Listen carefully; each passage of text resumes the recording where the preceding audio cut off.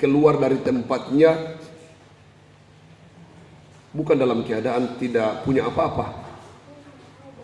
Toh, di situ dikisahkan bagaimana dia punya banyak dan harus pergi dari situ, lalu bawa istri, anaknya, dan entah pertimbangan apa, Lot juga ikut. Nanti mungkin di kesempatan berikutnya baru kita tahu kenapa Lot harus ikut. Yang kemudian dalam perjalanan nanti Lot ini jadi beban atau jadi masalah. Tapi nanti kita lihat apa itu. Tapi yang kita membahas adalah bagaimana orang yang sudah penuh dengan berkat dipanggil untuk menjadi berkat. Kira-kira menurut kita, karena suara saya ini parau, kira-kira menurut kita kenapa Abram masih dipanggil untuk menjadi berkat, padahal hidupnya sudah penuh dengan berkat. Ada harta bendanya dan ada orang-orang yang dimilikinya di Haran. Kenapa harus dipanggil lagi? Kira-kira kalau menurut kita kenapa?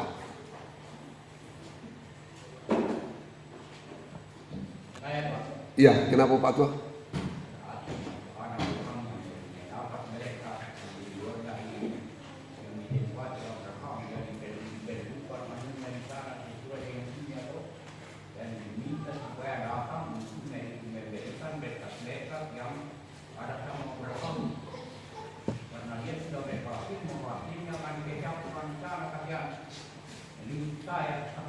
Yaitu pesan teologisnya bahwa katanya harus kemudian ada di Palestina, harus di tengah pusat peradaban waktu itu salah satu poin.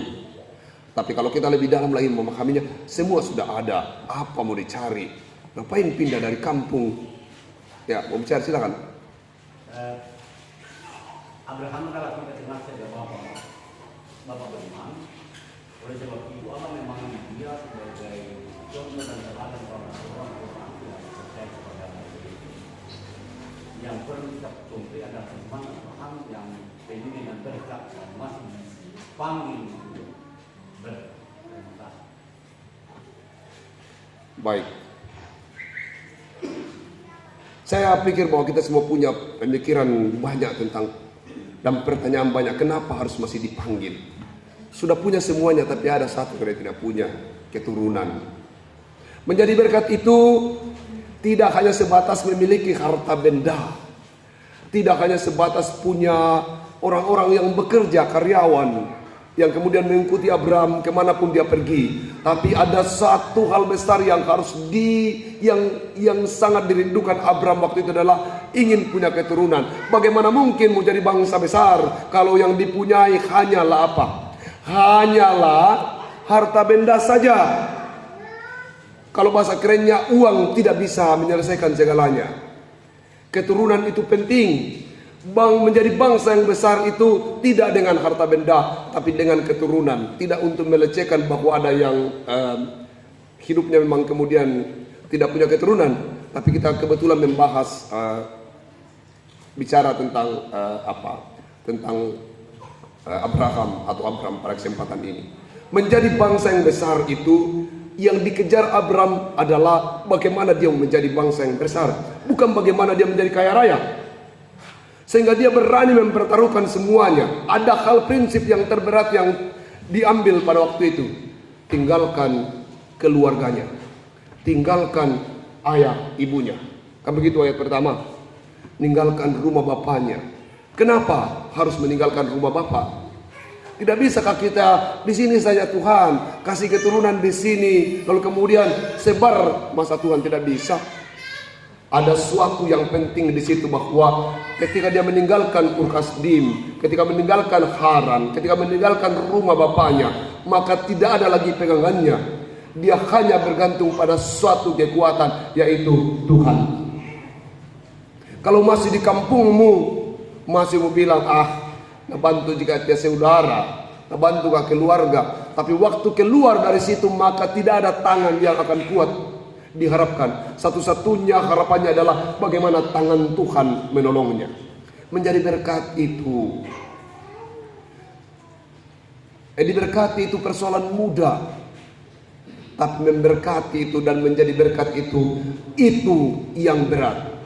Lihat banyak orang yang kemudian hidupnya berkelimpahan harta dan lain sebagainya, tapi kalau bicara menjadi berkat, itu persoalan yang sulit sekali menjadi berkat.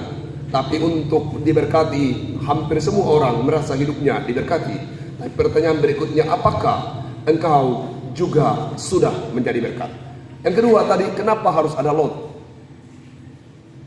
Bagian sisi kemanusiaan dari tokoh yang disebut Abraham. Yang kemudian disebut Abraham.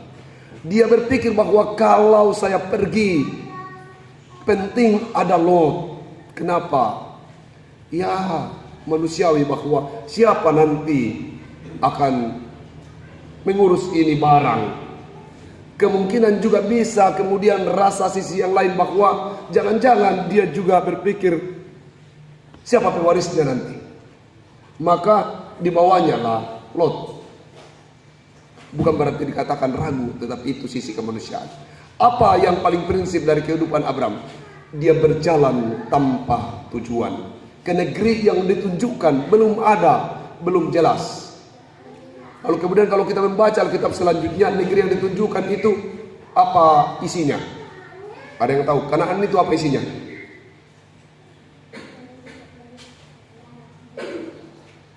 Kanaan itu isinya adalah negeri yang berlimpah susu dan madunya. Kalau hanya untuk susu dan madu, ngapain Abraham harus meninggalkan Haran? Kalau hanya untuk susu dan madu, Abraham sudah kaya raya di negerinya. Tidak penting untuk itu. Tapi apa yang mau dikerjakan adalah di zona nyaman itu dia harus pergi, meninggalkan orang tuanya, meninggalkan kampung halamannya untuk menjadi berkat. Sering kita merasa bahwa masa sulit yang diperhadapkan kepada kita itu adalah akhir dari semuanya. Tidak. Biasanya masa sulit itu membuat kita lebih menggantungkan hidup kita kepada Tuhan. Di zona aman biasanya Tuhan tidak terlalu dekat. Kita tidak terlalu membuat Tuhan lebih dekat. Abraham atau Abram dipisahkan dari keluarganya supaya dia kemudian sungguh-sungguh menggantungkan harapannya semata-mata kepada petunjuk Tuhan. Dan dia melewati proses itu. Nah, itu cerita tentang Abram. Kalau cerita kita sekarang ini kekristenan tinggal menjadi agama. Agama, semua orang dipanggil masuk menjadi Kristen. Hidup diberkati. Diberkati dengan harta. Diberkati dengan kesehatan. Diberkati dengan pekerjaan dan jabatan. Diberkati dengan keturunan.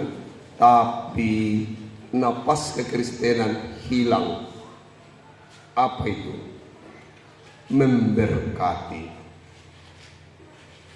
Kalau hanya mau terima berkat saja, tidak perlu keluar dari Haran, tidak perlu dipanggil pergi, tidak perlu, karena di sana Abram sudah nyaman, semuanya hampir dimilikinya, tinggal satu, yaitu anak. Tapi kenapa harus pergi keluar?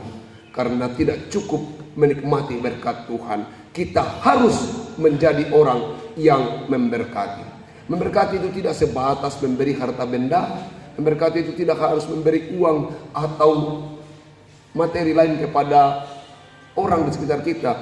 Tapi memberkati adalah bagaimana kehadiran kita menjadi solusi bagi orang lain. Bagaimana kehadiran kita membuat orang lain tersenyum. Bagaimana kehadiran kita membawa damai dan berdampak, menciptakan lingkungan menjadi penuh persahabatan. Jangan-jangan kehadiran kita menjadi tanda tanya di setiap tempat di mana kita berada. Harusnya sebagai seorang Kristen, kemanapun kita pergi, kita menjadi berkat. Saya kira kita tahu semua caranya bagaimana jadi berkat. Tidak perlu lagi diajarkan bagaimana caranya menjadi berkat. Hadir dan menyamankan orang lain itu, saya beri kata menyamankan, buat orang lain nyaman ketika engkau ada di suatu tempat, baik itu di rumahmu maupun di sekolah, di kantor, di gereja, atau dimanapun kamu berada. Buat orang lain nyaman. Cinta itu menjadi inti dari seluruh kehidupan orang Kristen.